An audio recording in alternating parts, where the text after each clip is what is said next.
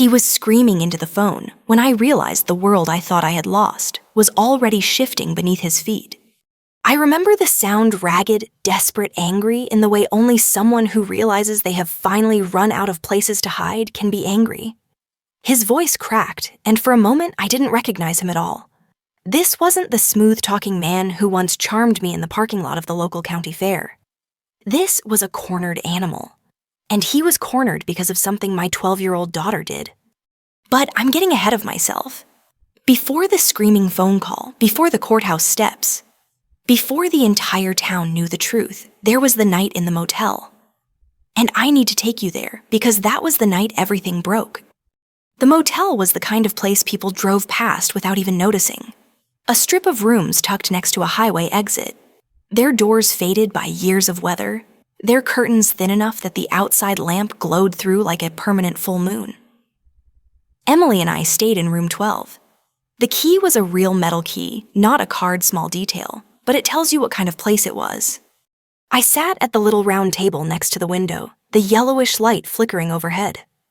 My hands were wrapped around a styrofoam cup of motel coffee that tasted like burnt cardboard. I held it anyway. Sometimes holding something warm is the only thing keeping you from falling apart. I had just sold our car that afternoon. Not traded, not loaned, sold. Lower than it was worth. Because debts owed to men who don't wait can't be negotiated down. Anybody who has ever been close to gambling knows that loans are never clean. They grow teeth, and they only stop biting when they're fed.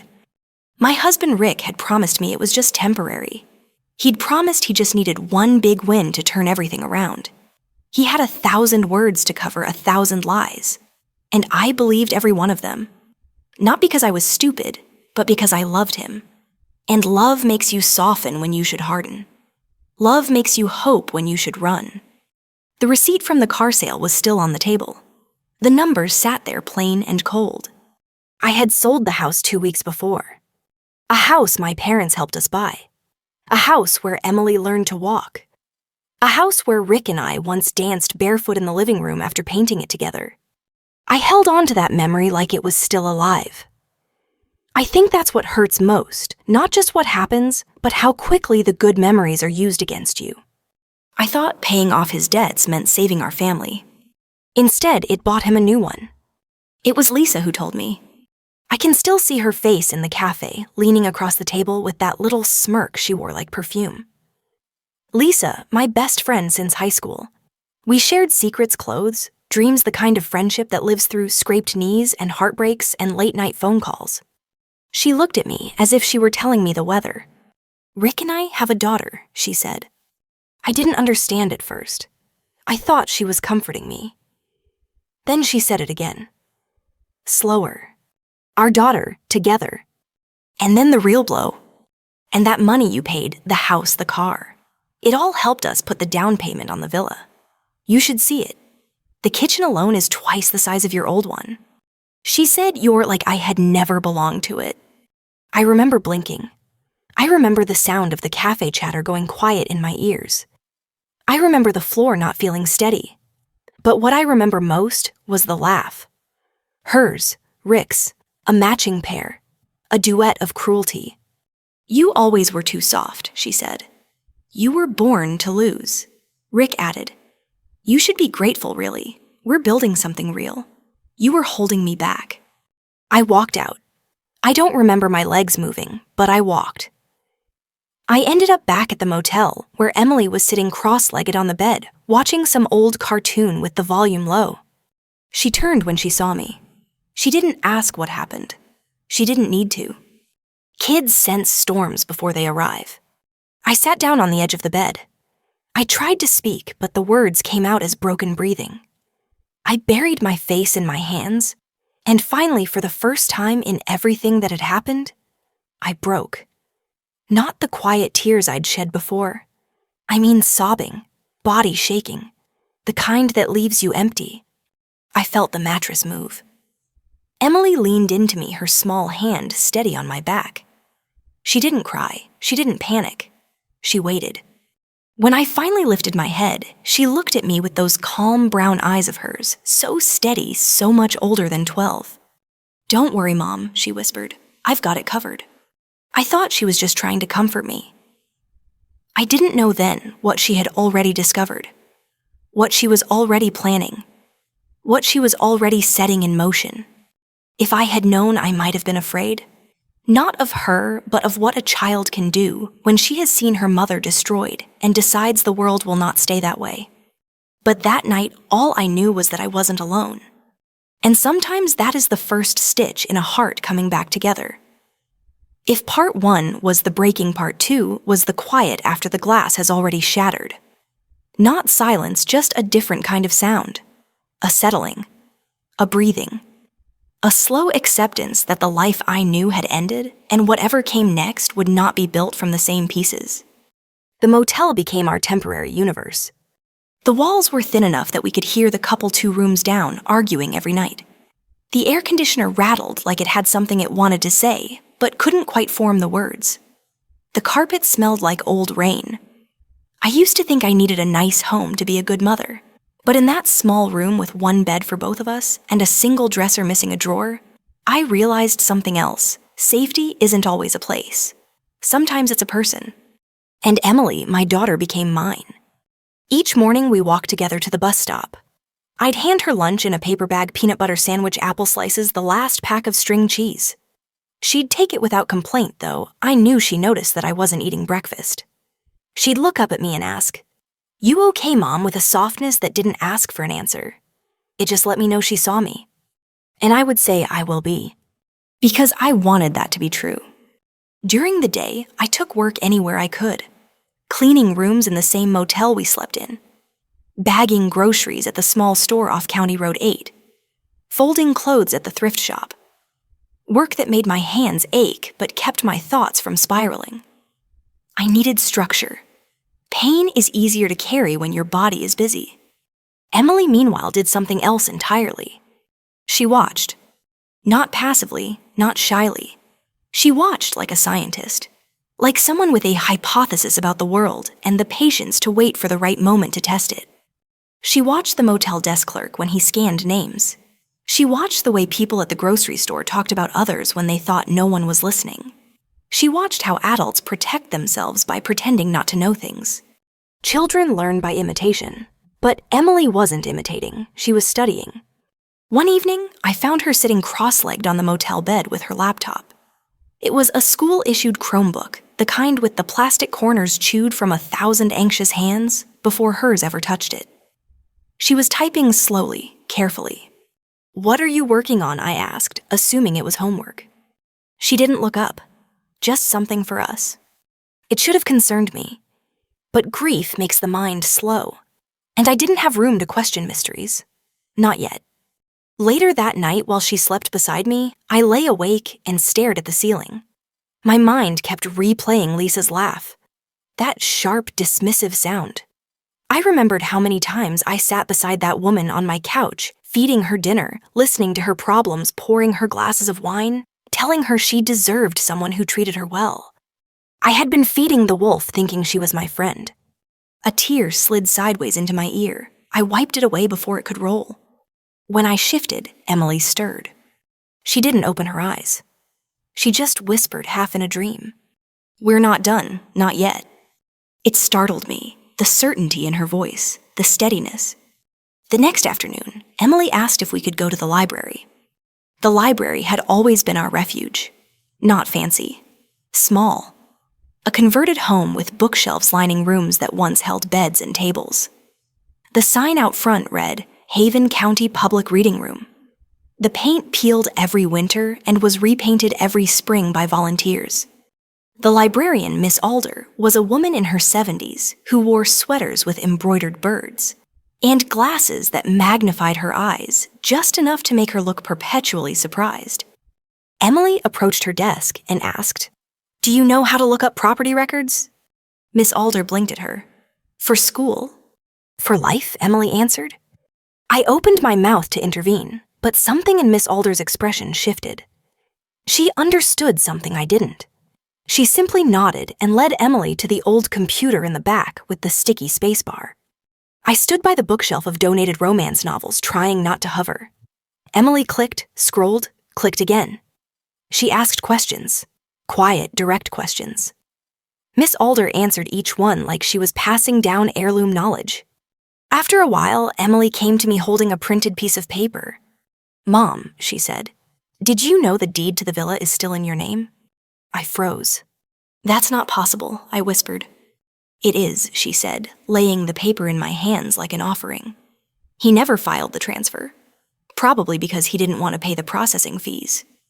Or he thought you'd never find out." I stared at the page. The legal language blurred at the edges. But the names mine and his were unmistakable. "Mom," she continued quietly, "you didn't lose everything. They just made you believe you did." We sat there for a long time, two figures in a sun-dust library afternoon. The silence was thick, heavy, but not like before. Not the silence of defeat. This was the silence of realization. Emily didn't look triumphant. She didn't smile. She wasn't gloating. She was steady, grounded, like someone who had placed one foot on solid ground after months of sinking sand. "Revenge," I whispered, afraid of the word. She shook her head gently. "No, just fairness." I inhaled, slow, deep. The first real breath I'd taken since everything fell apart. "Okay," I said. That one word was not loud, but it was strong. Later that night, as we sat together eating microwaved mac and cheese from plastic bowls, Emily spoke again. Soft, casual, as if she were telling me about her school day. "I learned something today," she said. "Adults think kids don't notice things, but they forget we live in their world too." I looked at her. She was right. She wasn't planning vengeance. She was planning balance. She was restoring what had been taken. For the first time in weeks, I slept through the night. I didn't know how fast life could shift from collapse to clarity until the day we sat across from attorney Grace Milton. The law offices were inside an old converted bank on Main Street. You could still see where the teller windows had been. Grace's office was on the second floor, where sunlight spilled through tall windows and dust motes drifted like quiet snow. I remember thinking the place had the feeling of something solid, something that didn't crumble just because life did. Grace herself was hushed strength. Hair pulled back in a loose bun, glasses sliding halfway down her nose, voice steady, like she'd seen every kind of human disaster and learned not to flinch. She listened. Really listened. Not the polite nodding people give when they're waiting for the dramatic part. She took notes, asked just enough questions. And then she asked the one that changed everything. "Do you have the deed number?" Emily nodded before I could answer. She slid the folded printout from her backpack and placed it on the desk like she was offering evidence in a trial. Grace adjusted her glasses and read every line. The silence stretched long enough for me to hear my own breathing. Finally, Grace exhaled through her nose, slow, controlled, the kind of exhale people make when they see something tidy but deeply stupid. "Your husband," she began, choosing her words like she was sorting through knives, "never filed the quitclaim deed that would have transferred the villa into his sole ownership." I blinked. Emily didn't. "What does that mean?" I asked. Grace leaned back, folding her hands.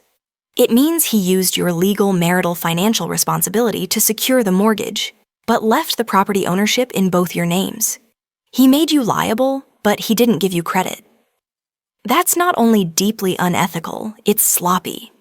I stared at her, feeling a slow warmth rise up from my chest, the kind that comes before realization. "So," I said faintly, "so she confirmed you legally own half of the villa." The room shifted. The world tilted. And for the first time since everything fell apart, I felt something like ground beneath me. "He didn't think you'd ever check," Grace continued. "Because he believed the story he told you that you're weak, that you'd never look for your own power." She paused, eyes softening. "He underestimated you." I didn't cry, not out of shock, but because I had no tears left for him. Emily sat perfectly still beside me, hands folded in her lap, face calm. Not triumphant, not smug, just present, quiet, steady. My daughter had already known. "Is there more?" Emily asked. And Grace raised an eyebrow, surprised, maybe impressed by the question coming from someone so young. "Yes," Grace said. The mortgage payments were made using your income and assets. We can file a marital asset recovery claim. She paused, choosing the next words with precision. And if we want to be thorough, we can pursue civil fraud charges against Rick and Lisa. I flinched at Lisa's name. It wasn't just betrayal. It was history. Childhood memories. Sleepovers, borrowed dresses, shared secrets, whispered over popcorn bowls. My best friend, my betrayer. Would that ruin them, I asked quietly. Grace didn't answer right away. She didn't rush me. Finally, she said, it would hold them accountable. What happens after that is up to them. There was no malice in her voice, no satisfaction, just truth. I nodded. Emily turned to me, her voice soft. Mom, this isn't about hurting them. It's about coming back to yourself. I looked at her, this child who had carried more than any child should ever have to carry. When did you get so wise? I whispered. She smiled small and real. I've been watching you my whole life. In the car outside the law office, we didn't start the engine right away. The afternoon sun filtered through the windshield, catching dust in the air like tiny floating stars. Emily's knees were pulled to her chest. I rested my forehead against the steering wheel. For the first time in a long while, I didn't feel crushed. I felt quiet. Not numb, but present, aware. The kind of quiet that happens after a storm clears and the air smells new. Mom, Emily said softly. Yeah. Are you scared? I thought about it, then nodded. Yes, I am. She nodded too, me too. We sat there together, matching fears, matching breaths. Then she said the words I didn't know I needed. But being scared doesn't mean we're not ready. Over the next week, things began to shift, not dramatically, not visibly, but like the smallest gear inside a clock turning everything else. Grace filed the paperwork quietly. No confrontation, no threats, no shouting. Just patience. When you've been hurt deeply, sometimes the most powerful thing you can do is move without announcing it. Meanwhile, Emily continued her quiet observation. She watched how people reacted when they heard whispers of the situation. Not gossip, just the slow, inevitable spread of truth in a small town. No one said anything to my face, but they looked at me differently. Softer, kinder, not pitying, recognizing. There is a particular dignity in survival that only those who have fallen understand. Miss Alder from the library started leaving small wrapped muffins at our door in the mornings. The motel manager slipped a note under the door one evening that just said, "Don't let them define you."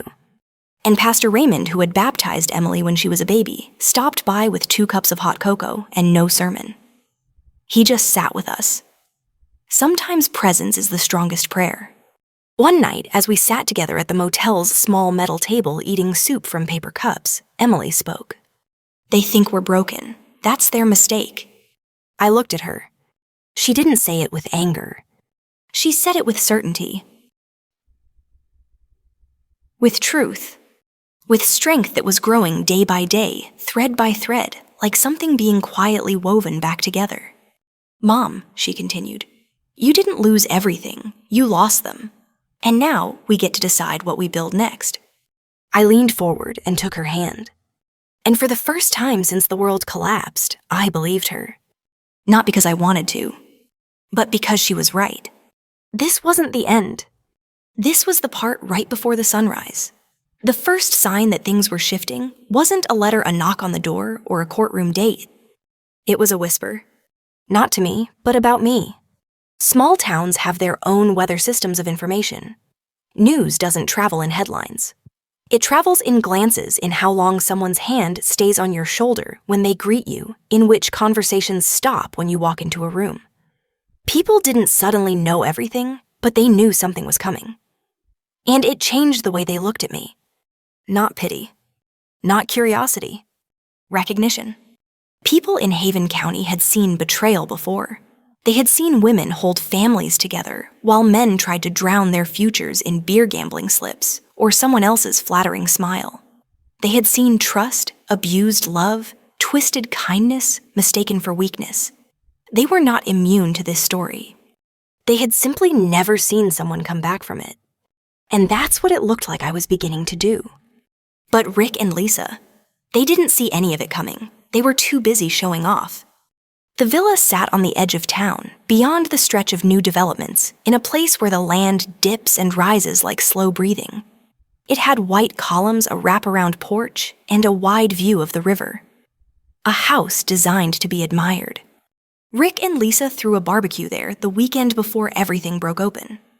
Half the town came not out of loyalty, but out of that particular curiosity people feel when they want to see how the story will eventually end. They were the main attraction. Rick laughing too loudly, wearing a brand new watch. Lisa in a sundress that matched the outdoor cushions, touching her hair like the cameras were always watching. They stood so close to each other, it was almost a performance. I didn't go, of course. I heard about it the way you hear about any event in a town like ours through grocery aisle conversations, and the subtle shift in tone when someone asks, "How are you holding up?" But what mattered wasn't what was said in public. It was what was waiting in their mailbox Monday morning. A thick envelope. From Grace Milton, attorney at law. Inside notice of property claim, marital asset recovery, and civil damages petition. Lisa was the one who opened it. I wish I could say I saw her face when she read it, but I didn't need to. The reaction traveled faster than rumor because she came straight to the motel. She didn't knock, she pounded. I opened the door, Emily behind me like a shadow of calm. Lisa's face was streaked with mascara. Her voice cracked when she spoke. "What are you doing?" she hissed.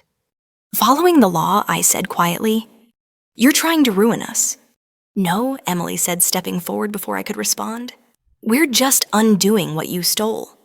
Lisa's eyes darted to her, surprised, unprepared. "This isn't you, Emily. Your mother's manipulating you." Emily's face didn't change. "You lied to us. You used us. You laughed at us. Actions have consequences." There was no venom, no heat. Just truth. Lisa shook, physically shook, like someone whose world was suddenly missing the floor. "This will destroy Rick," she whispered. I didn't answer. Because I didn't know. Because destruction was never the goal. Because survival sometimes just looks like justice. Lisa left, but the echo of her panic hung in the hallway like smoke. Rick's call came next. He didn't bother with greetings. "What the hell do you think you're doing?" he shouted. I held the phone loosely to my ear. Emily sat beside me, silent, steady. "Reclaiming what's mine," I said. "You're nothing without me," Rick roared. "I was nothing with you," I answered. There was a silence not long but sharp, the kind that slices clean through pretense. "You think you can win," he said, voice dropping into something lower, uglier. "You think anyone will believe you." "I don't need them to believe me," I said. "I just need the paperwork." Emily smiled, not smugly, just with quiet certainty. Rick tried another tactic. Threats, begging, bargaining, rage, accusations. But every word he spoke circled the same realization. He had never believed I would stand up. And now I was standing. Eventually, he hung up. Or maybe the call dropped. Or maybe the line couldn't hold everything breaking on his end. It didn't matter. The shift had happened. The town felt different after that. People held doors open longer. They made room for me in conversations. Not like they were giving me pity, but like they were giving me back a place I had forgotten I deserved. One evening, I found a small note taped to our motel door. In careful handwriting. "We see you getting back up. Keep going." No signature. Just solidarity. Community doesn't always look like casseroles and yard sales. Sometimes it looks like quiet shared knowledge of suffering and survival. But not everyone responded with grace. Some people avoided me not because of judgment, but because my situation forced them to look at their own. Women who lived with men who gambled. Men who drank more than they loved. Friends who stayed with people who chipped away at them bit by bit. My story was not just mine. It was a mirror. And mirrors make people uncomfortable. At the motel one night, Pastor Raymond stopped by again. He didn't come to preach. He just sat with a cup of coffee that had gone cold by the time we finished speaking. "You know what you're doing?" he asked gently. "No," I said honestly. He nodded, approving of the truth. "Good," he said. People who think they know everything cause the most harm. Then he leaned in, his voice soft. You are reclaiming your name. I didn't fully understand then. But I would. Very soon. Because the court papers were filed, the case was scheduled, and the stage was set. Not for revenge, but for reckoning. The Haven County Courthouse sits on a rise just off the square, across from the bakery that still sells cinnamon rolls the size of a dinner plate. The building is old red brick white columns, tall windows, and it has that particular weight to it, as if every story of heartbreak and justice that ever passed through its doors has soaked into the walls. Emily and I walked up the courthouse steps together that morning. It was early, the kind of cold that bites at your cheeks and makes the sky look sharper. I remember thinking that my legs felt steady. Not strong, not confident, just steady. And sometimes that's enough. Inside, the floors shined like they'd been polished for decades by the souls of people like me, people who didn't want to be there but needed to be. Grace was already waiting for us. She greeted us with a simple nod, nothing performative, no speeches. Just presence. A grounded, silent reassurance.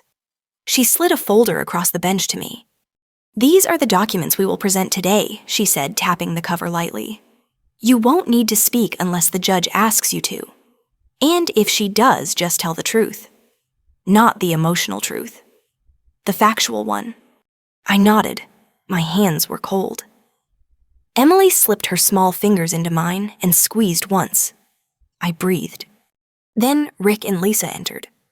I didn't turn when the door opened, but I felt the shift. You can always feel the air change when arrogance enters a room. Rick wore a navy suit, the expensive kind, the kind meant to tell a story about success. But his posture was stiff. His jaw clenched, his eyes darting not the stride of a man in control, but of a man trying to look like one. Lisa followed just behind, her makeup-perfect hair-curled expression, arranged into something between disbelief and grief. The baby wasn't with them. I wondered briefly who was watching her, then felt the thought drift away. Some things no longer belonged to me to worry about. They sat across the aisle. Rick didn't look at me. Lisa did. Her face flickered fear, anger, regret, I couldn't tell. Maybe all three. The judge entered and everyone rose. Judge Marlene Foster. Late 50s, silver hair, cut short glasses with half-moon lenses. A woman who had no patience for theatrics and no need to raise her voice to command respect. She looked at all of us the way someone looks at a chessboard before deciding where to place her first move. Grace stood. Your Honor, this case concerns the unlawful use of marital assets and the misappropriation of funds to obtain real property without the knowledge or consent of the petitioner. Rick's attorney, a sharp man from out of town who smelled of cologne and ego, stood as well. Your Honor, this is simply a divorce dispute complicated by misunderstanding and emotional distress. The judge held up a hand.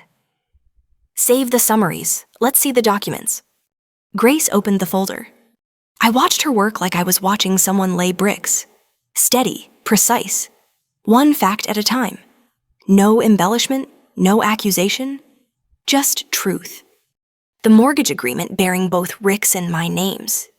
The property tax documents showing my legal liability. The bank transfers my accounts emptied into a shared marital account right before the villa purchase. The messages where Rick assured me the debts were being repaid. The receipts proving the debts were never paid at all. Lisa shifted in her seat. Rick's jaw tightened. The judge's expression didn't move, except for one raised eyebrow, a small, almost invisible sign of disapproval. Then, Grace placed the final page gently onto the table. A photo of Rick and Lisa standing in front of the villa champagne, raised, smiling. Timestamp 2 days after I sold the house. The courtroom was silent. Completely silent. You could have heard a breath, a heartbeat, a memory breaking. Rick's attorney tried to object. He argued intent. He argued confusion. He argued misunderstanding. He argued in essence that Rick didn't mean to deceive me. Grace did not raise her voice. She simply said, "Intent is not required for harm to be real." Judge Foster leaned back in her chair. "Mr. Hale," she said finally, turning her gaze toward Rick. "Do you wish to speak?" Rick stood. For a moment, I saw the man I once knew beneath the panic. The charm flickered. The easy smile tried to surface. But lies are heavier once everyone is watching them form. Martha always knew he began, but the judge lifted a hand again. No, she didn't. Silence. He sat down. And that was the moment I realized something. There would be no great confession, no apology, no sudden understanding. Some people do not learn, they just lose. The judge arranged her papers. In matters of marital property, she began the law is not interested in who smiled, who promised, or who cried. It is interested in who contributed. She looked toward me. Mrs. Hale contributed everything. She looked at Rick and Lisa. And the two of you benefited from it. Then she delivered the ruling. I retained legal ownership of 50% of the villa. Rick was ordered to repay the equivalent value of my lost home and vehicle. Lisa's participation in the acquisition of funds was formally recorded as material involvement in civil fraud. Any attempt to sell the villa without my consent would result in immediate seizure by the state. Rick's face went red. Not the red of embarrassment. The red of someone who has finally realized the consequences have arrived at the door. He stood up so fast his chair scraped. "You can't do this," he shouted. Judge Foster didn't blink. "I already have." Lisa started crying, then real crying, not for remorse, but for fear.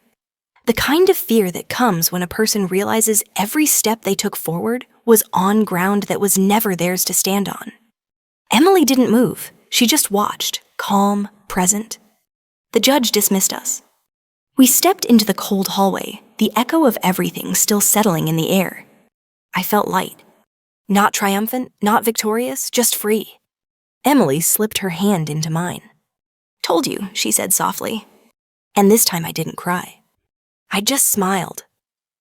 The day after the hearing, the sky was strangely bright. One of those clear Midwest mornings where the air feels freshly washed like the world has been scrubbed clean while everyone slept. I stood outside the motel, hands in my coat pockets, watching sunlight catch on the frost along the railings. For the first time in months, the cold didn't feel like punishment. It felt like air filling my lungs. Real, steadying air. We didn't move into the villa. That surprises some people when I tell the story. They imagine the grand return, the triumphant walk up the porch steps, the reclaiming of what had been taken. But standing in that house again wasn't what we needed. The villa was a monument to pain, to lies, to everything that had been twisted and stolen. I didn't want to live in a place built from the wreckage of my heart. So instead, we visited only once to walk through, to breathe, to close the door on it as something that belonged to the past. Grace met us there holding a set of keys. They were heavy in my hand, metal warm from her touch. Emily stood beside me, quiet and watchful as always. "You don't have to keep it," Grace said.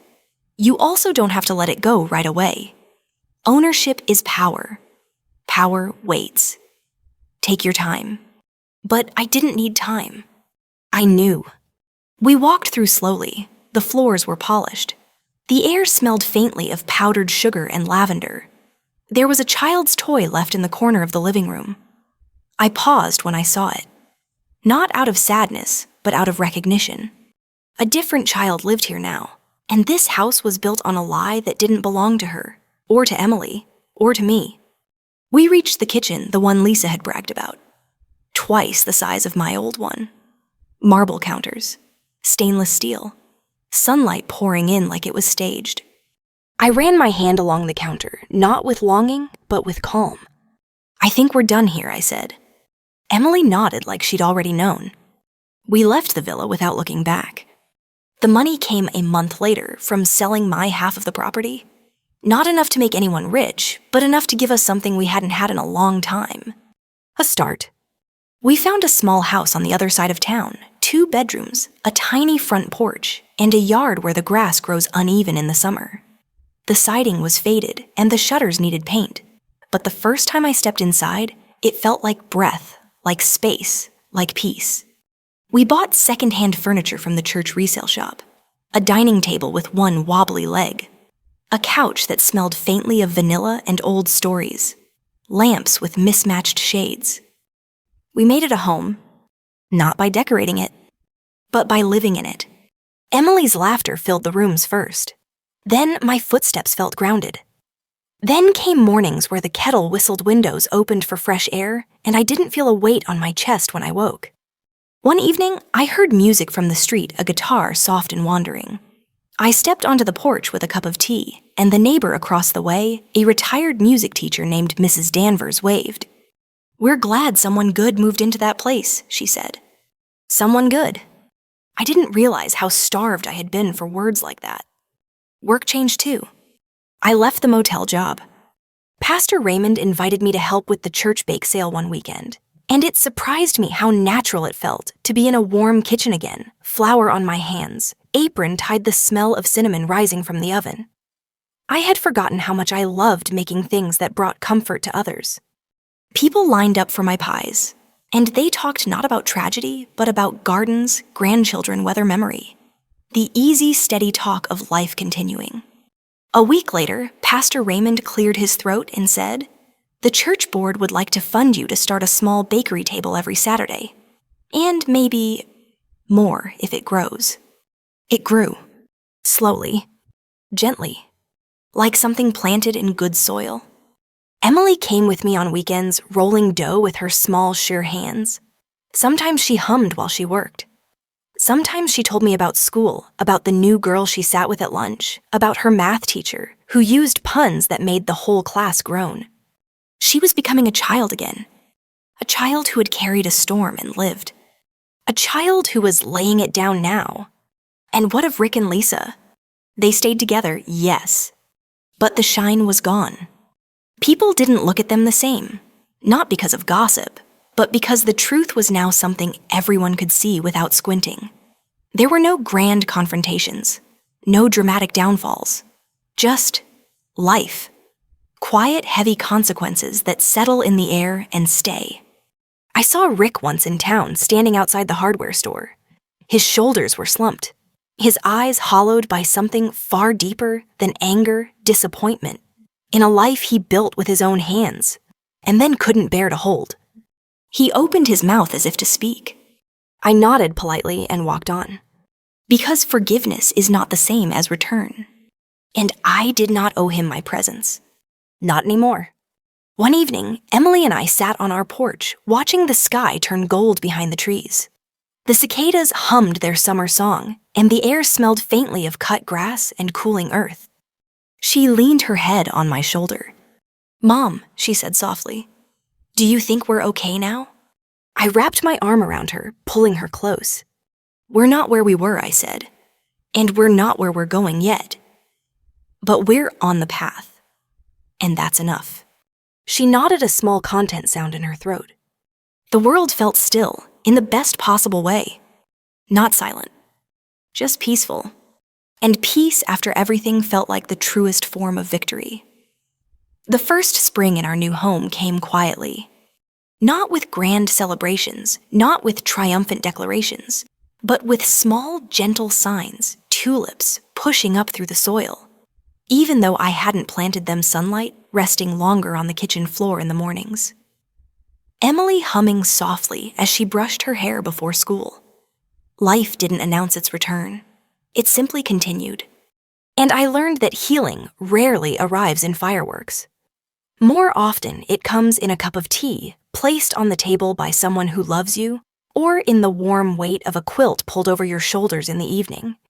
It comes in the slow rebuilding of trust in the world, not all at once, but in moments. One of the first real moments came when I returned to the grocery store, not as someone trying not to be seen, but as someone who belonged again. The clerk, Mrs. Jenkins, paused as she rang up flour and cinnamon and butter. She didn't ask about the trial, or the villa, or the betrayal. She just said, "Your pies are the best thing to happen to the Saturday market. Folks look forward to them." It was such a small sentence, but I felt it settle into me. People saw me now not as a victim, or a cautionary tale, or a woman fallen too far to rise. They saw me as someone making something warm, something good, something shared. It felt like reclaiming my name. Emily flourished too. She joined the art club at school. drew landscapes at the kitchen table, painted little figures of birds and trees on scraps of cardboard, and taped them to her bedroom walls. She laughed more. She slept deeply. She stopped watching everything like she was waiting for the next blow to fall. Sometimes she still had moments where her eyes went far away, remembering more than a child should have to remember. When that happened, I didn't tell her to forget. I just sat beside her. We learned that healing isn't erasing, it's carrying differently. One evening, we baked together for the weekend market. The kitchen filled with the warm smell of cinnamon and sugar butter melting into golden crusts. Emily sprinkled sugar on the pies, like finishing a painting. "Mom," she said softly, "do you think they're happy?" She didn't need to say who they were. I looked at her for a long moment before answering. "I don't know," I said. "But I know that happiness built on hurting someone else doesn't last. It cracks from the inside." She nodded, not satisfied, not triumphant, just understanding. Emily would not grow into bitterness. That mattered more to me than any repayment or ruling. I did see Rick and Lisa once more. It was late summer. The air was warm enough to wrap around you. I was leaving the Saturday market folding up the last of the tablecloths when I saw them walking toward the parking lot. They looked smaller somehow. Not physically, but in presence. The kind of smallness that comes from knowing people see you clearly now. Lisa held the baby, now a toddler, on her hip. The child had soft curls and wide eyes. Innocent. Unaware. Untouched by what had happened. We stopped a few steps apart. Lisa's eyes were tired. Her voice was quieter. "Hi," she said. I nodded. "Hi." The wind rustled the leaves overhead. A dog barked somewhere down the street. Rick looked at the ground. "We're managing," he muttered. I could have said something sharp. Something that struck. Something that would have landed right where they hurt. But pain handed forward only makes the world heavier. So instead I said, "I hope you find something better than what you had before." Lisa's eyes flickered confusion, then sadness, then something that might have been gratitude. Rick opened his mouth as if to apologize. I held up a hand gently. "No," I said. "We're done. Truly done.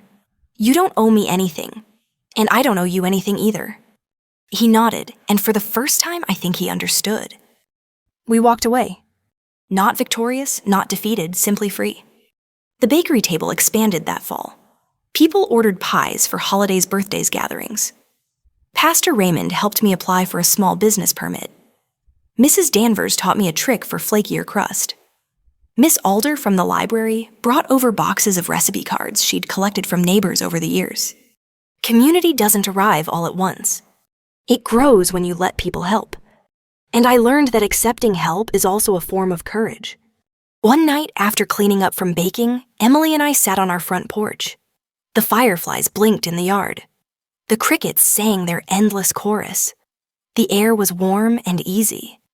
"Mom," she said. "Yes. Do you think we'll have more good days now?"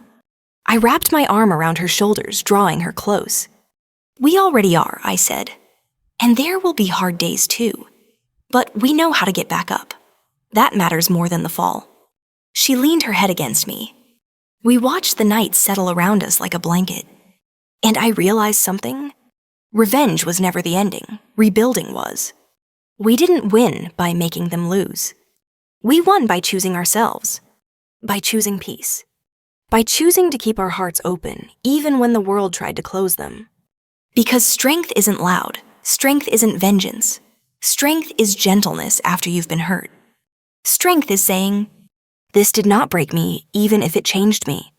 So if you're listening to this, if you've been betrayed or discarded or made to feel small, hear this. You are not done. Your story does not end in the place someone tried to leave you. You get to stand back up. You get to take back your name. You get to choose the life that comes next. And it doesn't have to be perfect. It just has to be yours. If this story touched you, if you saw any piece of your own heart in it, I hope you'll share it. Someone out there needs to hear that they're not alone. And if you'd like to hear more stories like this, stories of quiet strength, of rebuilding of love that survives, feel free to follow along. We're still growing, we're still healing, together.